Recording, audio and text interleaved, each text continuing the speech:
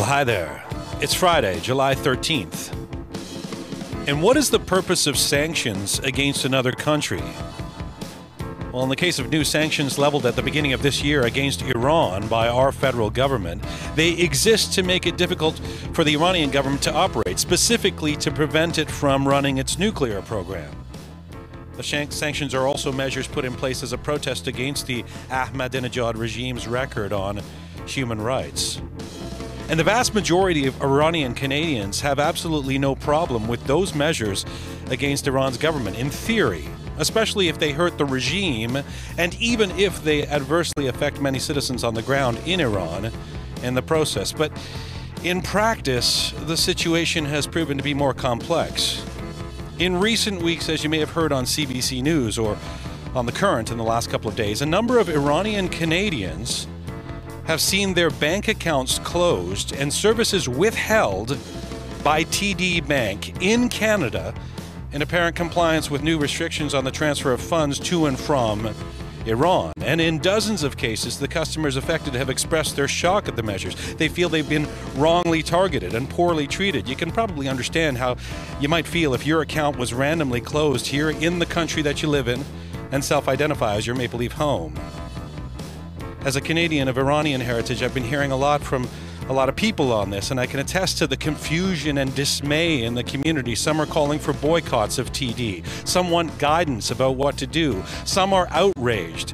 Some are just very sad.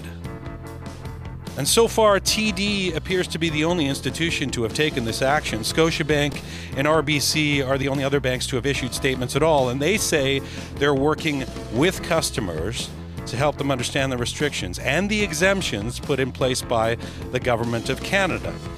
There are varying stories as to how well TD has communicated its actions to its affected customers. And in some cases, the withdrawal of services has put customers in a tight spot with lines of credit and mortgages that now have to be transferred as soon as possible.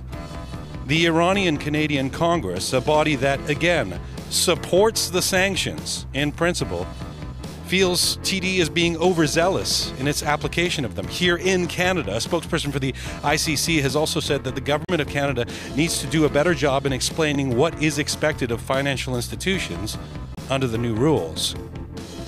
Yesterday, it was reported that TD Bank officials have agreed to meet with the Iranian Canadian Congress to discuss the account closures in 2 weeks.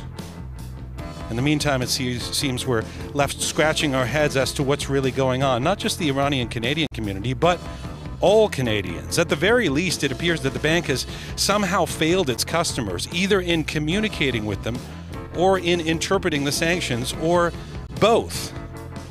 It looks like we'll have to wait it out. But two things seem clear. One, we've never had more ways to communicate with one another. Communication really shouldn't be an issue. And two, in this highly politicized and polarized world, the alienation and demonization of our own citizens is just about the last thing we need. So there's been some failure on both those fronts, and at this point, it's unclear just how much damage has been done. That is, to our relationships here at home, but to the Iranian regime too. I'm Jian Ghomeshi. This is Q.